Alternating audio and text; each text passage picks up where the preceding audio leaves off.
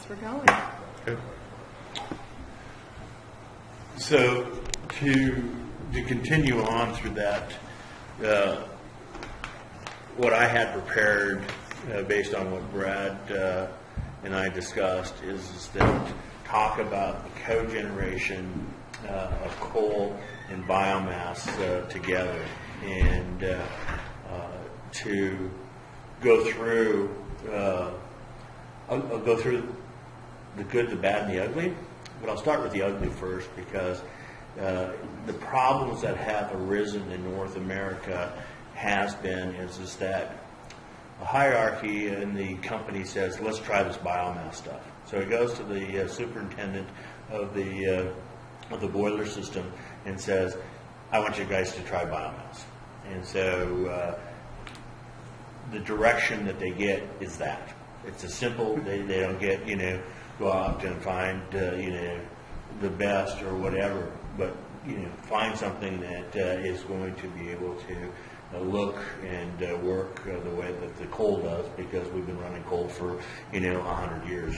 And so through that process is that the first thing that they come across is hog fuel, because it's free or it's cheap, and so they bring that into and they introduce it into the boiler system, and what they find is that it has a low BTU count and it has a high moisture content, and then probably the third thing that really does that kills the situation is the fact that you don't know the cleanliness of the product.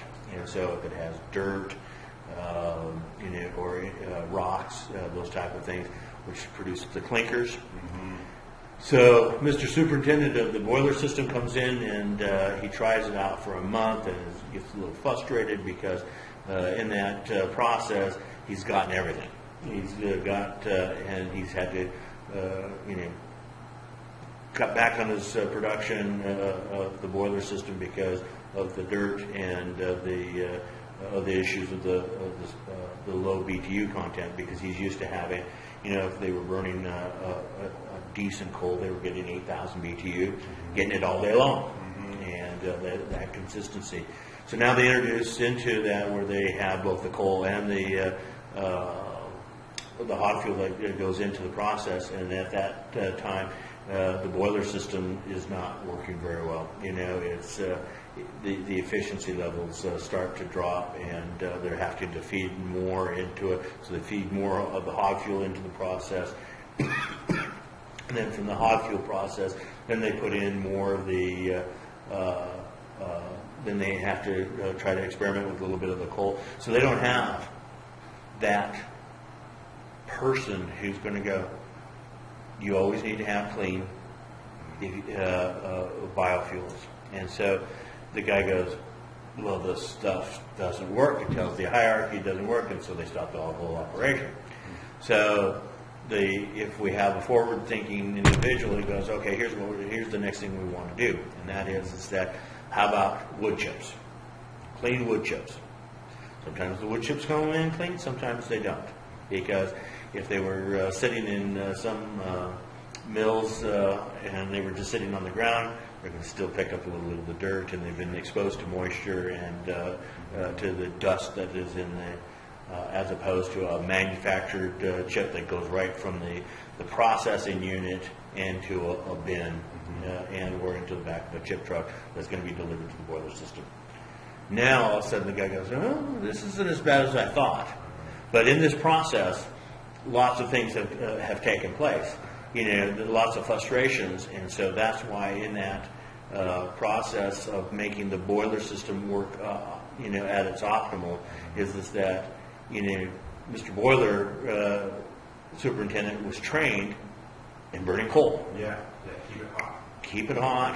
Make sure that everything is running, monitoring your gases and your stacks so that you're doing everything you're supposed to do. And now you're introducing a foreign substance to that particular boiler because it sounds like a great idea, and it is. And then the wood chips cost a little bit more money. Now they've been processed, and so there's a number there. Then they've tried some pellets, and the pellets come in, but they don't have an optimal storage facility. Because in order to do a cogeneration, and we'll just use a 70-30 mix for that 70% coal, that 30% pellets, you need to find a storage that keeps it away from moisture, keeps it fairly clean as far as not picking up dust from the front end loader picking it up. And so that's a major consideration in that process. And so Mr. Superintendent has to figure that out, where he's going to take a parking spot or two and put in that. But he's getting a little bit happier because now he's got a clean fuel that's coming into introduction into a system. He's feeling a little bit better of it because he's not having to continually monitor the boiler system on a continual basis, to try to keep everything even. Because at the end of the day, his end user is the campus or the hospital at the end of the line that's sitting there going, "Where's my hot water?" And so, yeah, exactly. And so, green is one thing, but they need to do. When you go into a commercial pellet, such as the pellet from what we manufacture using the renewable, the HDPE and the LDPE, you introduce an opportunity for the pellet to stay clean because it's not absorbing any dust into through the process. You don't have to have a separate silo system for you can set it right alongside the coal pile. So those are the considerations now that all of a sudden here's this big huge range. We've gone from hog fuel to a premium quality, and so so in that process, what we've done now is that we've done we've looked at the fuel that's going to interact the best with the coal. Because depending upon who you are, is that, for instance, Colstrip, Montana, they are a 765 megawatt power plant. They burn one coal car every 5 minutes. If you clear cut the entire state of Montana, you get one puff of smoke out of the pellets. I don't care, or in the hog fuel, it just wouldn't matter. There's no indication. You're going to find that the best cogeneration is going to happen with a 200 meg or less in cogeneration. If you're going to go strictly 100% biomass, then you have to start looking at your supply chain. And your supply chain is that where you're going to get it all. How's it going to come in? Where's it going to be stored? All those considerations have to take place in the boiler system. And so before PPL closed in Billings, that facility was a 150 megawatt unit, and they burned a coal car every hour. So we do simple math, that's 24 rail cars in a day. And if you do a 70-30 burn, you do 21 rail cars of coal, and you do 3 cars of the biomass, the pellets. And so that has a mixture that they have, and they have a consistency. That would be just that would be right on. And there's a room for some expansion. Now all of a sudden you can go 4 rail cars a day and cut back on the coal, and so it has that. But PPL correct, Hardin Generating, I don't remember the name of the one in Sydney, but anyhow, they're all similar in size. They're 200 megawatts or less. Mm-hmm. And so in that process of if they were to, since Hardin Generating and Sydney are still operational, Hardin Generating would be good because they have a wood basket. So the supply chain has the ability to bring in the biomass in order to start changing how they burn. And so everybody goes, okay, cool. You want to do the generating of but why? What's the significance of doing this? Is it just because it's green? Well, no. We have data that proves that when you do a cogeneration of the coal and the biomass, what happens in that process is that you can see, at least the documentation we have is about a 70-30 mix. You'll see a 30% reduction in mercury. Your SOx and NOx go down, and so you could say that your emissions go down by 30%. Sure. Now, in each stack, that's going to have its own different way of doing things because of the way that they burn it, and so but the optimal is that to see a significant change in your emissions, that's the reason you're doing cogeneration, or switching over completely to biomass. So is the advantage in emissions due to the combustion reaction when the coal and pellets are combusted together, or is it just the reduction of the coal quantity? It's the reduction of the coal quantity, but it's also the introduction of the wood pellet and its burn. But it has to have that burn, that heat, in order to make it efficient. It's got to happen a lot. And so that brings us to then the Holy Grail. And that Holy Grail is that the DEQ says, okay, you are permitted to put out X amount of emissions based on your coal. If you deviate from any of this, you need to file for a permit. And if you go over what was recommended off of your deal, then you'll lose your grandfathered permit. And so I'm working on this new project that I can share with people because it's not rocket science. But what we'd like to have in a nationwide North American situation is that the United States is that the EPA and the Department of Environmental Quality is in each one of the states, and with the EPA leading the AOK on it, is to give them basically a testing period that no harm, no foul.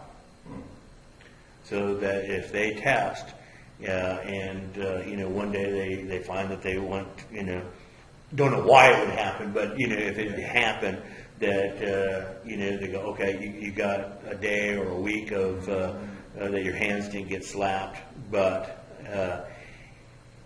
at the end of that time period, and I haven't talked with enough boiler folks to know what the optimal time would be. Can they do it in 3 months? Can they do it in 6, 9, 12, 18? What is it that they need? Because now they're going to go through, if they get that little moratorium, of time, what are they going to be able to do? And they have to be specific on their application to the EPA that says, listen, we're going to try biomass. Wood biomass. That means you can't go get the tire chunks and start throwing that crap in there. You have to be able to be specific to what your testing is going to be. I think that you could see a paradigm shift in the environment with the coal burning. Instead of just telling them they have to close, that they have that opportunity to make a switch that says, okay, we're going to be able to do this, we're going to reduce our emissions by 30% if we do this. It's a big number, and then you get into carbon credits, and it just goes all the way through the process because that's what the bean counters are going to look at. The EPA finance go, I get credit for every ton that I'm not putting up there, and I can make money off of that process. Those are the type of things that. Absolutely, I think you're right on with that. So much of what we're up against in making an alternative energy future happen, or a revolution in energy happen, is perception. It's people's perception, it's industry perception of what we can and can't do.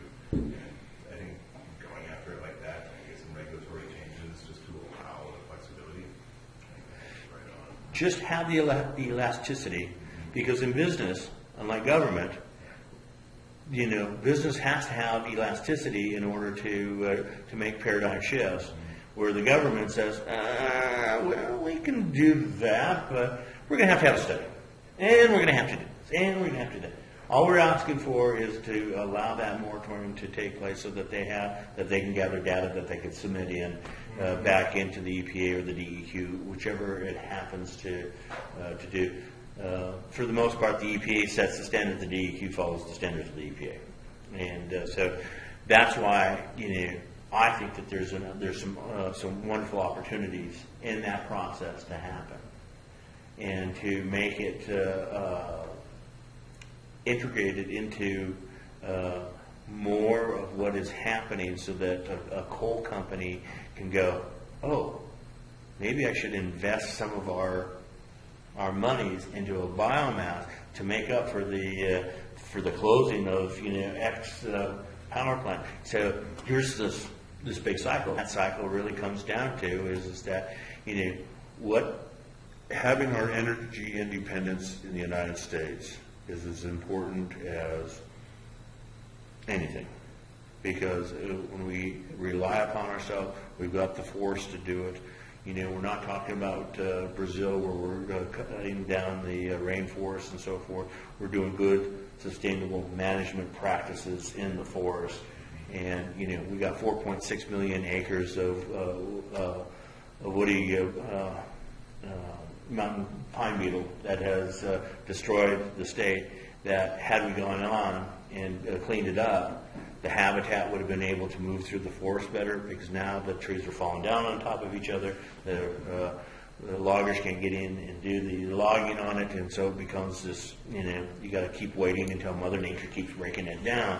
And now the elk have moved to another area that they can move effectively through, or the deer, or you don't care about the chipmunk because they can crawl underneath it. But my point being is that on a sustainable basis, not only in Montana, but we have Colorado, Wyoming. Everybody's got a wood basket that they can work off of, and Alternatives we can afford to burn. yeah. That's the thing that makes it a no-brainer to me. But when you talk about the burn, there's certain areas that have a good opportunity for burn, and there are areas that have a bad opportunity.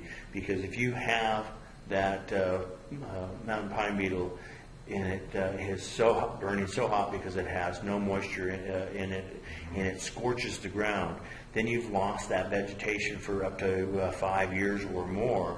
And I see that Oregon is trying to experiment right now with a helicopter dropping wood chips on a scorched area. Loaded carbon. Yeah. Getting it back in and replacing it back into it. Yeah. Well, are we going to take a helicopter over 4.6 million acres in Montana? No, it's incredible. And,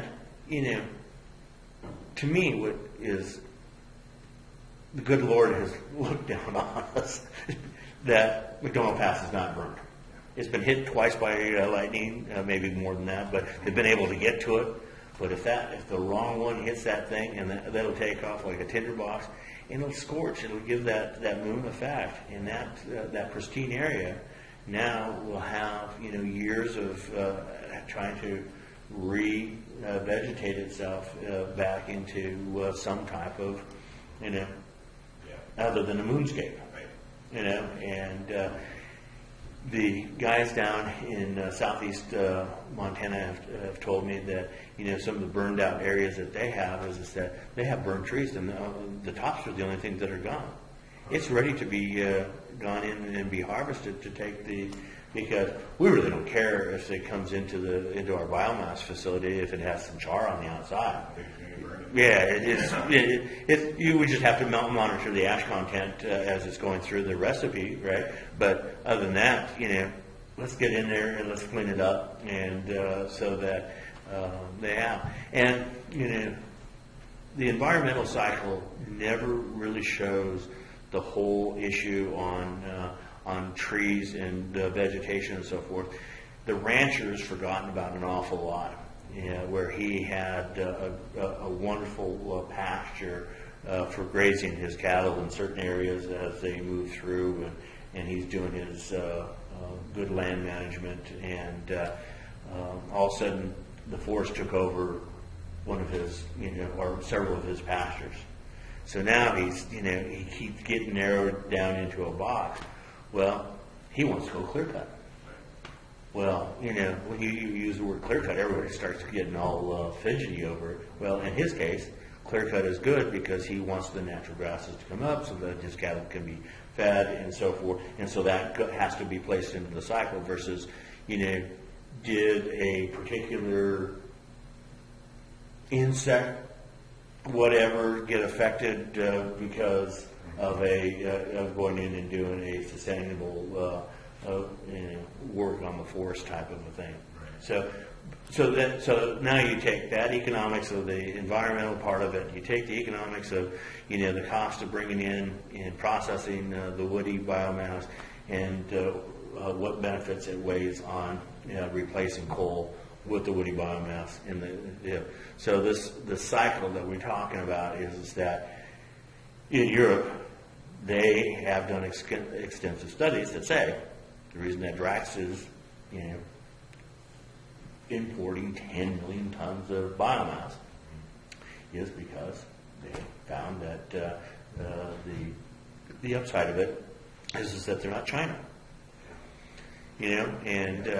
China says, we're going to cut back 10% of what we're emitting. That's like taking $10 off a Cadillac. It just doesn't matter until you start getting into, is it 10% across the board, or is it in a concentrated area? The health process that takes place. So it's not a catch-22. It really comes down to really the common sense, because each country they want their people to be healthy. It doesn't need to be any more complicated than that. And how are we going to do that? And how are we going to do it in a sustainable way? And Vietnam, the government subsidized their pellet operations because it puts people to work. So the guy goes from 50 cents a day to $1 a day. It's a major type of thing. But they're losing money and they're screwing up the whole marketplace. They're selling wood pellets into Korea right now and a little bit into China for $90 a ton delivered. And I can only tell you, the only people who make money off of that process are the shipping companies. They get paid no matter what. They don't care what's in that cargo as long as it's full and it's being shipped. Well, here's $30 a ton to deliver it from Vietnam to Korea. Take that off of the 90, that gives the producer $60 a ton, and then you start doing your math backwards from that. That's just expectation. Yeah. And so, again, you go into this circle. Japan, they know they need to do it. Mm-hmm. They don't have a forestry problem like they have rain. Mm-hmm. So they don't have forest fires. They don't have the same thought process that we do. But they don't like cutting down their wood either, because to them it's part of their history and it's part of their culture and so forth. They don't mind a little bit, but now they're learning. Last year, I think the numbers that I saw for 2015 was that they imported like 200 or 320,000 tons of wood pellets, and that came from Canada. And that's one pellet plant in Montana. Wow. Give or take, on that. And so now from Montana or from the west coast of the United States, we can't make a business plan off of that. That offtake agreement that we need is a minimum of 60 months, because we got to pay our loan back, because we're not wealthy enough to just take it out of our pocket and and do it. And so it goes into the circle, and so we need to have the shift of the marketplace on a global basis to do it. China is starting to import a little bit because it's easier for them because of northern China, on the Russian border, getting it into Beijing and other some of the larger communities, it's easier to put it on a ship from the west than it is to bring it from the north. And I think we'll see some shift in the pellet market, in the chip market from Russia, but Russia's got to clean up their act. They haven't been the best of business partners. They filled in sand instead of mixed it in with their pellets, and it's not a good deal. But they have a lot of resources to wood fiber in their geographical area, and you're going to see probably another 30 to 40 new pellet mills being popped up there, and probably I don't know if the right word is guaranteed by the government that they're going to be good business guys, but supposedly there'll be some controls in place. Yeah. I mean, it's unfortunate doing business in that part of the world is what it is. Yeah. It's you have to work on that stuff. Well, and then we look at the emerging markets, in the world, and you look at India, and they don't have a fiber source per se. They'll if they ever get into biomass, they'll need to import it. But how do you import from North America, whether it's Canada or the U.S.? How do you import that into India? China, just because there's such a good trade route of grain ships and iron and so forth that's coming from China to the U.S. There are some empty ships that can go back with. So that supply chain is not a bad one. So at the end of the day, what we're really focusing on is that to keep this where I'm trying to keep it with the hog fuel and the wood chips and the pellets and the co-firing and the because no one can quite put their finger on it. And I've heard lots of guys say, well, it's co-firing, not cogenerating. I don't know, because you're putting this in, and it's actually, and they're thinking cogeneration is CHP, combined heat and power. So I'm following that direction as well. Co-firing is, unless you're specifically talking about heat and electricity.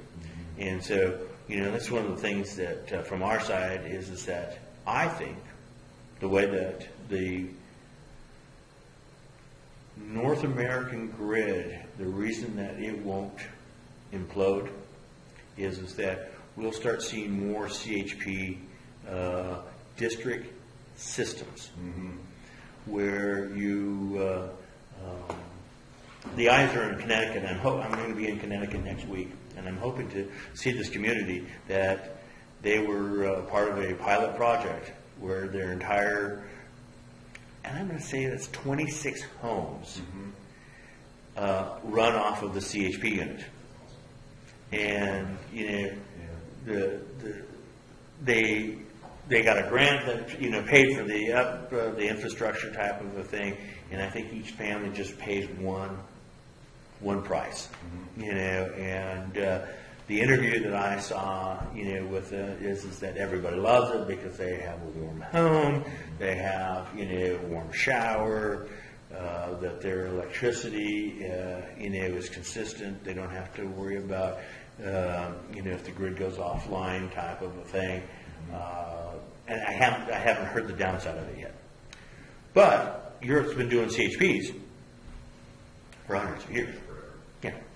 They don't shovel a walk in certain villages in Europe because all the pipes run underneath it, and it's just they just be part of the process. And so I think that we will see more because those CHP units 5 years ago were out of reach of most folks that they want to look at doing. So if you're building a brand new home development, what's the incentive to put that CHP unit in? Well, pretty significant. Yeah, I think that, biomass as a whole has its own compartment. Solar has its own compartment, and wind has its own compartment. But the solar and the wind guys never like to acknowledge the biomass guys, which they really should, because it works for everyone. There's just no, in that process, it's a win-win for everyone. And biomass works when you need it to. Solar and wind work when they happen. That's the Right. And this new storage, situation where with biomass, if you don't fire it, you don't have to worry about it. It doesn't go Yeah, anywhere. it's not there. So those are the things that I think that we will see in the next 10 years. And I think we'll see it on a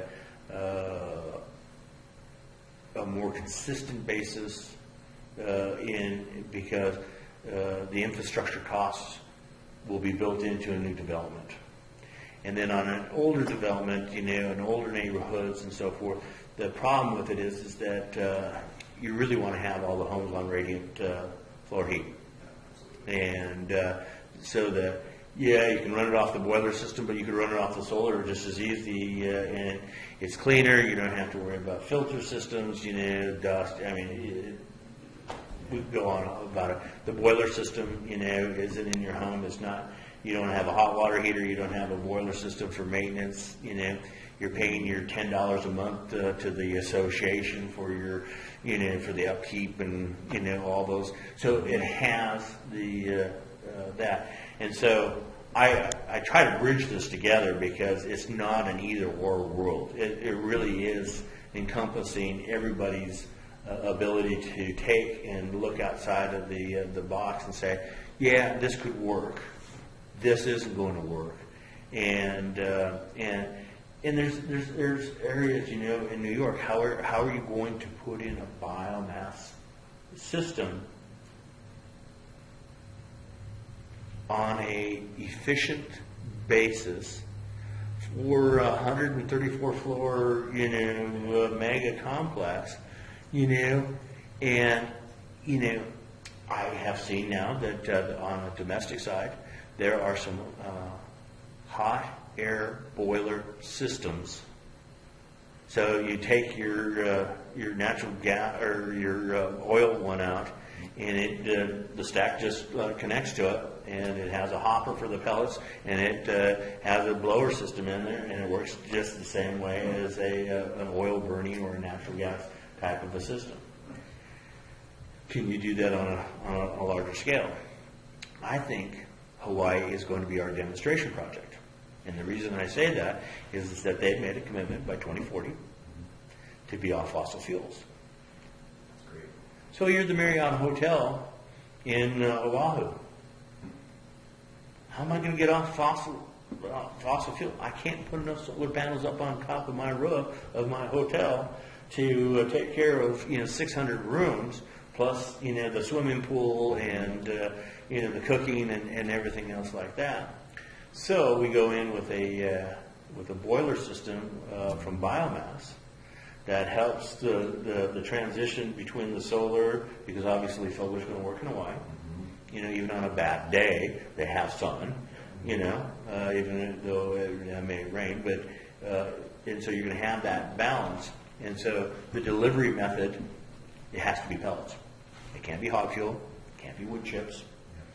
It's got to be dense. It's got to be dust free, because you're going into a commercial or an environment that requires, the silo system that you're going to build is going to be incorporated into the look of the building. And so that you're sitting on 1 million or a ton to 5 tons, for depending upon. That's what the engineers get paid the big bucks for.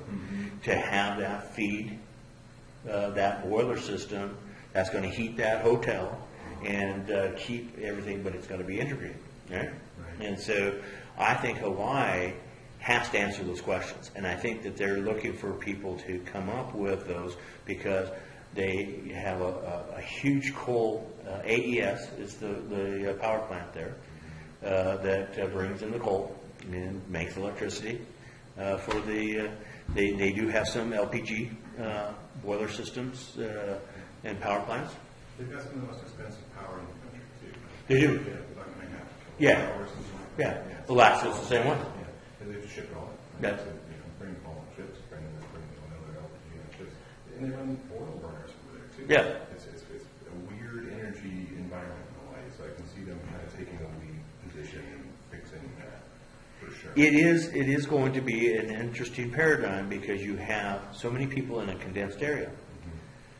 Oregon, I think, is going to skin their knees because they have a larger geographical area and they want to be fossil free, by 2045 or whatever that date is that they're working on. No, don't do that. Now, with lighting, is that including military or military? No, that includes the military. The military is, they're on a quest. They set aside $7.7 billion to become fossil free on their campuses, and you've got to get the commander to basically sign off on it because it goes against his budget for his facility. And, when I worked with the guys at Malmstrom Air Force Base, the superintendent there, is that they were burning coal, but they only fire it from October through 1st of May. And so that boiler system, we wanted to do cogeneration with them, and then take them completely off of the coal altogether, because they only burned 8,500 tons of coal a year, and so they were fairly efficient and their costs were. But then natural gas drops down to 4 cents, and he goes. My commander's going, I understand, but we've got a gas well sitting on our base here, type of thing. So it's hard. But you get back into some of those eastern states, Connecticut, Vermont, Massachusetts, where they don't have the ability to have the natural gas readiness. They're buying number 2 diesel. They're buying, It's interesting because the military passed that as a defense initiative or a strategic initiative. They don't want to be reliant on any kind of fuels that can be shipped in if they can avoid it. So nuclear, solar, wind, whatever they can do, they just do it on the spot. But they're going to need to transition. They do, and some have. There's a couple of V8s, but they're not at the pace that I think everybody, because I think everybody was trying to go after it. Lockheed Martin has their own energy department now. They did have 2 or 3 different divisions. Now it's called Lockheed Energy, and they do biomass, they do electrical, they do just kind of a plethora of items. Sure. And so those are the type of items that sounds good. But how good does it look down on paper? And then you get into that realization, that 5 years ago when I started getting into the biomass industry and learning what was the good, the bad, and indifferent with it is that the cost per megawatt for power generation was $10 million a megawatt. And so now the new numbers that we're looking at are about $2 million. And that's fairly substantial in a 5-year period of time to take that type of a number down. And we're strictly talking biomass system. And the micro turbines that they're coming out with, the digital efficiencies of throwing a little bit more air and less than the cleaning of the grates and so forth. All those things have added to that. I think that we will see that at least in the next couple of years that it'll drop below that 2 million mark. I think it will be at a point where we're not going to have to worry about what that capital X is. Is there a comparable dollar figure you can put on a coal fire plant per megawatt to compare? I don't have it. Yeah. Seems like that might be kind of a benchmark to be met. Like once you get that, you might be on. The problem with coal and natural gas is that natural gas, they have their cycles. Natural gas has a cycle. Coal has a cycle. They can get X amount for this because of the supply and demand. Where biomass is pretty much like this. It may waver just a little bit like that, but you're not talking about a big cycle in that. You're talking about a pretty consistency because we're not seeing any difference in our biomass costs today than we did 5 years ago. It's a huge advantage. The not being on the petrodollar fluctuations and stuff. Yeah, and so and I believe that from Drax side, in Europe, that's why they like it, because they can keep a number to it, and they can use a factor of say 5% up and negative or positive, That's pretty good. and that's pretty consistent to do.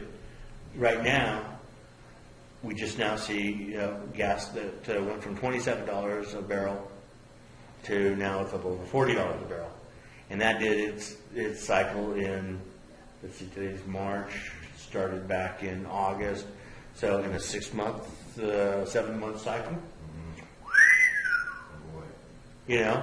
And so does it level out now? Anything over $40 a gallon or a barrel, are these guys happy? Will they leave it there so that the consumer can still buy gas under $2 a gallon, that type of thing, because it's warm and fuzzy to do? I mean, those are the issues, right? Yeah. This is what we're identifying. Almost like looking at that Powder Basin coal going at $10 a short ton. Mm-hmm. And then we were looking at coal commodities indexing, coal all over the country is $30, $40 a short ton. This is Powder Basin, it's $10 a short ton every month in, month out. It's the deal. Yeah. Like the kickbacks, like what's going on? There's something there with that price that it's weird. Because I can tell you what, Burlington Northern's not getting none of the deal. Yeah. They're not getting a deal shipping it across the ocean either. Yeah. There's no deals coming out. So what's the motivation to keep it, at 30% in the national market? Yeah. It's not that bad. It's not great coal, but it's not bad. Yeah, that's the cycle, and that's why I have in my notes here is that high sulfur, high BTU, low sulfur, low BTU, low sulfur, high BTU. There's places in Colorado that have a beautiful, 12,500 BTU and low sulfur, which you need, low mercury, and all that, type of thing. They have some environmental cycles that they have to worry about because they can't get any new permits out of it, to get more. So when I look at it is that it goes back to where we started today at, and that is the boiler system, and is Mr. Superintendent going to sign off on it and tell his bosses that he has just found a new thing, since sliced bread? That's the real key for us as an industry. And the problem is that getting them into a room and having that conversation and letting them air out all their grievances that they have, because I can understand the guy that's frustrated because he brought in hot fuel because it was cheap. He got it from the local wherever, and it came in. Trash his equipment and put his output down.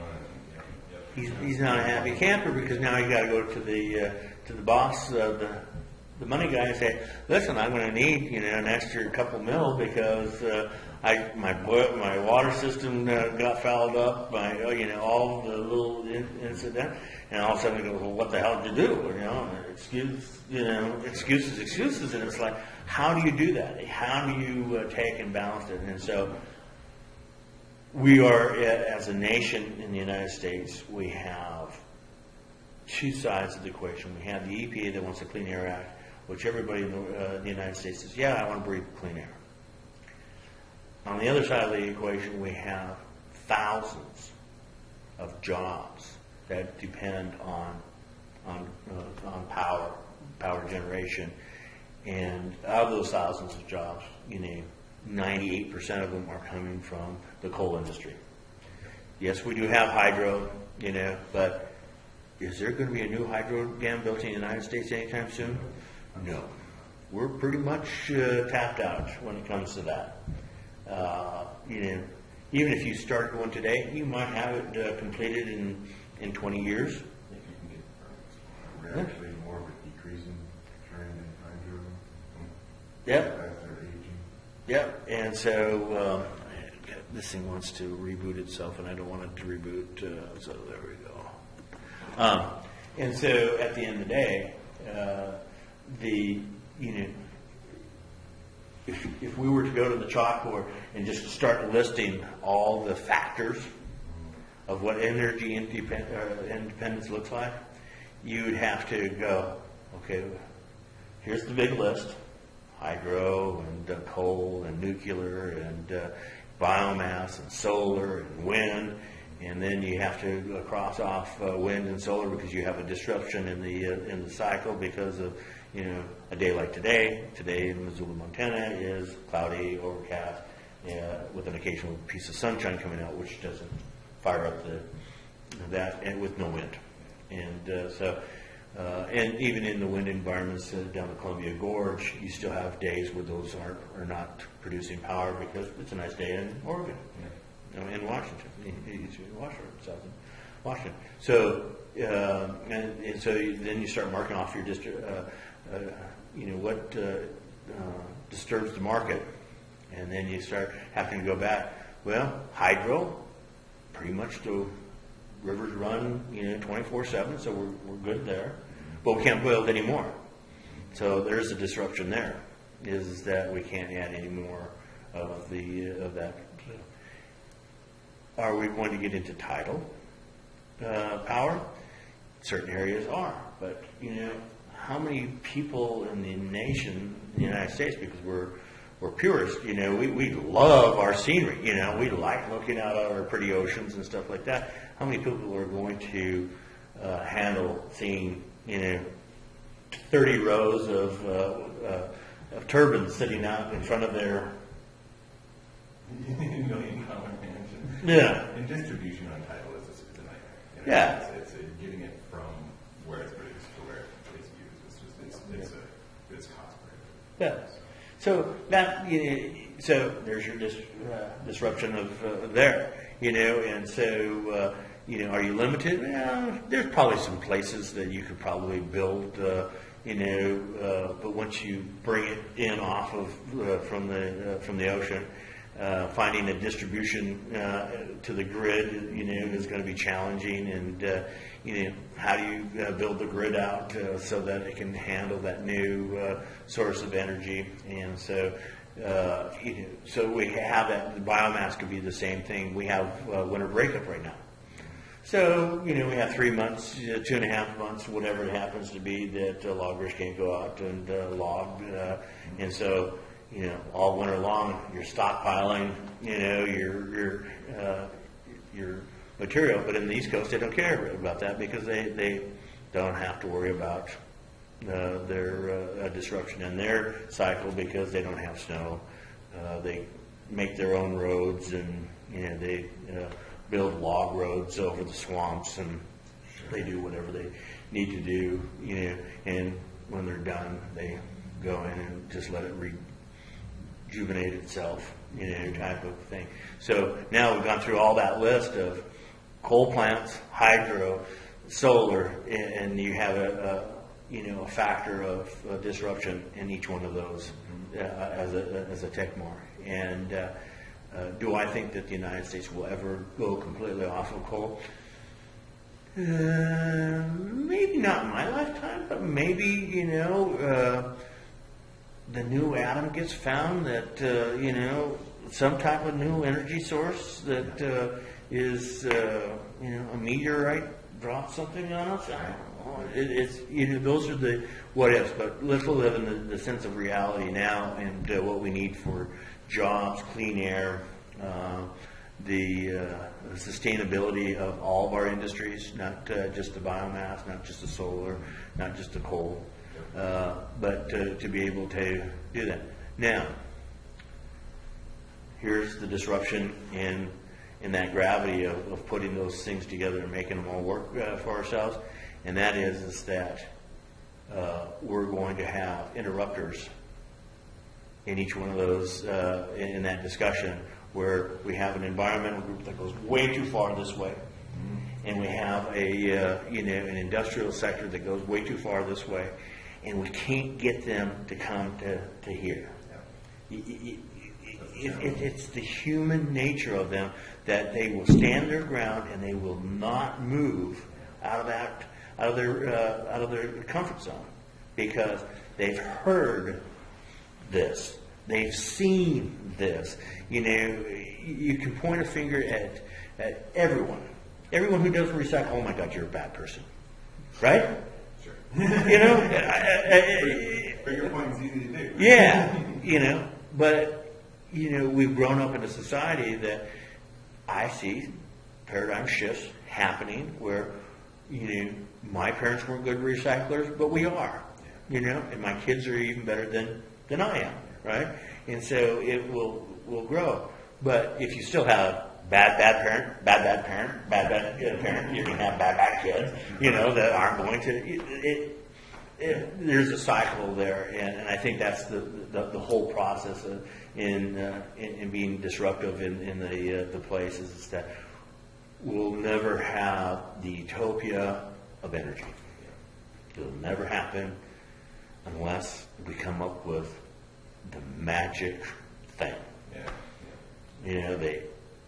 The atom that is endless energy and so forth. It's not. So now, can we do something today, next week, next month, next year? Yes, we can, and that happens to be the fact that we have the abilities ourselves right today to make paradigm shifts, even if they're small. Take one coal plant down, and then all of a sudden 10 more come down. Now you're reducing 30% reduction. Boom, boom, boom, boom. You have a better sense, and you have places like Colstrip that now, could we take and put a solar farm down in Colstrip, and have maybe 1% of the disruption in their burning of coal, and maybe a little something else that goes into it, and that just starts eating away at that process. Yeah. And because we're all doing it, cars are more efficient, catalytic converters, electric cars. But guess what? How's an electric car built? Petroleum products, the batteries, the seats. And for right now, most of the electricity is put in that car. Yeah. That's petroleum. Yeah, it comes from that. So again, I see, but every time you drive an electric car versus driving, the Ford F-150,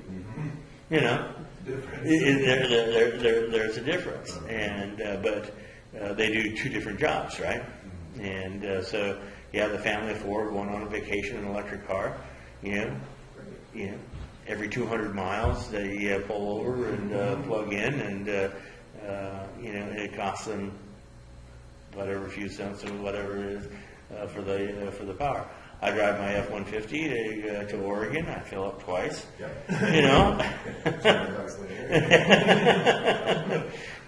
And so that's why I think that what I wanted to share with you guys is everything that I had prepared is that looking at the real world setting of what we need to do, and that is just take bites that we can chew and that we can make happen instead of trying to have a Clean Air Act that wipes out all the coal plants. I mean, we're going to pay for it one way or the other. We're going to subsidize. We're going to, the lumber, the logging industry in Montana is a good example. 100 logging or mills that were open in the 70s, 80s, and now we're down to 7. Yeah. Disruption in the energy, and so will the biomass bring back the logging industry? Maybe on a sustainable type basis, where they'll know that they are going to have a job for the next 10 years because that's what they have a contract with, to supply the biomass to whatever boiler system, whether it's an export and import, those type of things. The difference in the coal versus the biomass and doing the co-firing and making that co-firing our next step, and allowing that process to take on. I just think that those are the type of things that, I don't know what's this damn thing doing this. I don't know anybody in the logging industry that wouldn't want a confirmation that they have a job for 10 years. Yeah. The people I know that work in that industry, they're happy if they have one next season. But this is where the pellet industry comes in, Yeah. because we can't build a pellet mill without that 5-year contract in hand. And we'd really like to have a 10-year contract with a renewable at the 5, just to do a market adjustment depending upon the cost of fuel and wages and things like that. But you're talking about an industry that pays good wages, that pay $20 or better an hour versus working for Walmart at $8.50, because that's all that's available in that process. So I hope I haven't bored you with all this type of discussion, because I want to open your minds into what the real world looks at. And there's no doubt that industry drives innovation. If we want to achieve innovation, we have to do it from within. We can't just run it. We're doing something different. Well, next week I start a 15-day junket, and I start off with the Northeast Biomass Conference, which is a 2.5 day conference that strictly is they're holding it in Vermont, and it really encompasses about 3 or 4 states: Massachusetts, Vermont, Maine, and upstate New York, and so forth. And then I go from there to the Wood Energy Biomass Conference, which is in Atlanta, and that's at a 1.5-day conference. And they're concentrating now on CHP units. They're concentrating on some co-firing. So I'm going to listen to what they have to say in their panel discussions on, am I on the right mark with my research that I have, that I'm moving forward, to show that we have an industry that we can make happen here in the greater Pacific Northwest. And then I go on to the International Biomass Conference, which they have 3 conferences going on at the same time. One is the International Biomass Conference. The other one is the Global Pellet Summit. And the third one is On-Site Facility Management Conference. And so what I'm hoping is that my brain doesn't just explode, overload, but to get some of it will be validation of that the research work that we're doing is on the right track, and that if there's some new paradigm shifts out there that haven't been written yet because they want to release them at these shows, and we can be a part of that, and we can question them on their new shift in policy and or thought process. There's a gentleman who I wanted to meet, Bill Strauss. He and his partner own Future Metrics. If you go to Future Metrics, I think it'll be good for you because it talks about coal and biomass, and they have a dashboard, and you basically sign up for that dashboard. It's free, and Future Metrics, and the dashboard gives you white papers on the coal industry, on co-firing, on the pellet industry, and I find them to be, a good resource to go to. And I've been on a couple webinars where Bill has spoken, and he articulates his message in a very down-to-earth fashion. And but if you look at their dashboard, you need to do it on a PC because I've heard that the Macs aren't, the Firefox doesn't interact with the dashboard very well.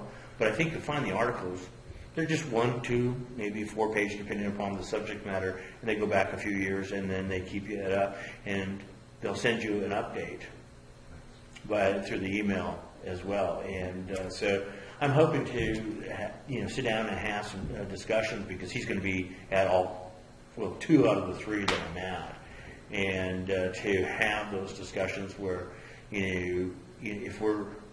I don't want he and I to be on that we're side by side on everything. I'd like to see a little disruption, on some of his thoughts versus some of my thoughts in that process, just to make sure that we have, that we're covering all the bases. That's how it works. And is working together. Competition's good for everybody. Yeah. Well, and in this particular case, they don't manufacture anything. All they are is a consulting company. Gotcha. And so they work for the industry as a whole. And so, I'm also going to meet the president and CEO of Enviva. And Enviva is the largest pellet manufacturer in the United States. And they do things right. They do it smart. They have a guy that has a good vision. They've raised money through IPOs. Those are the type of guys that are interesting. I have people that have money that want to invest. They want to know what their return on their investment is. You do an IPO, well, you got a shareholder, that's got to stay in it for the long haul. And then all of a sudden funding happens. So, anyhow, I'll leave you on that. I know you've been asking questions all the way through and making comments, and I've taken mental note of those through my discussions with you. But, you can always get a hold of me, and if there's something that comes up, I always seem to let Brad know, because he and I are working on a couple of projects together, and that's why he asked me to come. And you guys haven't ever said, "Don't ever have that guy back again,"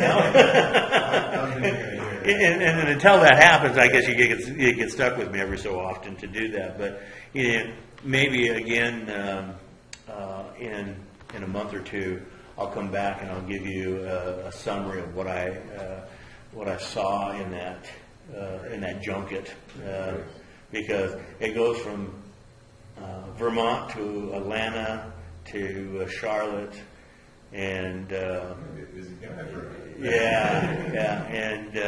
it's you're in and out of airplanes and hotels and how many business cards you hand out. And because I wear a couple different hats, I keep like 3 sets of different types of business cards. This at least has my email address on it, and so that's the shtick on that. So thanks, I really appreciate it. This is what I live. This is what I do all day long, and and we're hoping to build a manufacturing plant in Montana or 2. Awesome. We're trying to still move that shift, but everybody says, well, how come we haven't broke ground yet? I says, it's real easy. The mathematics are so easy, I can't even begin to tell you how easy the mathematics are. If I have someone that can demonstrate that they can give us a 50 or 60-month contract, I says the mathematics work out all day long. The bankers have looked at it, the investment hedge fund guy, they all like it. Show me a buyer. 60 months for a contract. And at the end of the day, guess what? There isn't that many buyers out there. at the end of the day. You gotta create a market. Yeah. Yeah, you got to go after it, and you have to pursue it. And if it was easy, everybody would be doing it. That's right. Yep. You know, and even the guys that started building, there was 28 pellet plants that were on the drawing boards and or into production on the East Coast, and now they're down to 7. And that's just because the European market is, I think, in my estimation, is stabilizing. They may need to have a little bit more, you know, but they can do it on a slow ramp instead of a ramp like that. Gotcha. Because they're already there. Yeah. They're using it. Yeah. So at the end of the day, you know,